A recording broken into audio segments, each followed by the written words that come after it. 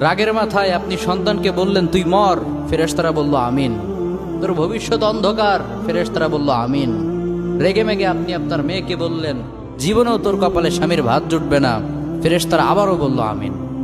আচ্ছা, আপনি না সেই ব্যক্তি যে তার নিজের জীবনের চাইতেও সন্তানকে বেশি ভালোবাসেন?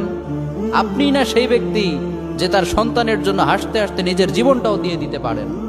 আপনি না সেই ব্যক্তি যে আল্লাহর কাছে নিজের চাইতেও সন্তানের জন্য বেশি দোয়া করে? তাহলে কি করে নিজের হাতে নিজের সন্তানের এত বড় ক্ষতি করতে পারলেন? Doesn't make any sense. Common sense বলতে কিচ্ছু নাই আপনাদের। আপনারা কি জানেন না আপনাদের রাগের মাথায় বদদোয়া করাগুলো ফেরেশতারা আমিন বলে?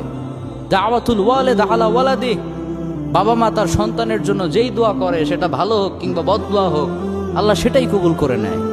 এজন্য খবরদার, নেভার কার্স ইউর চিলড্রেন। রাগের মাথায় কখনো সন্তানকে অভিশাপ করবেন না। খুব বেশি রাগ উঠে গেলে তার জন্য উল্টা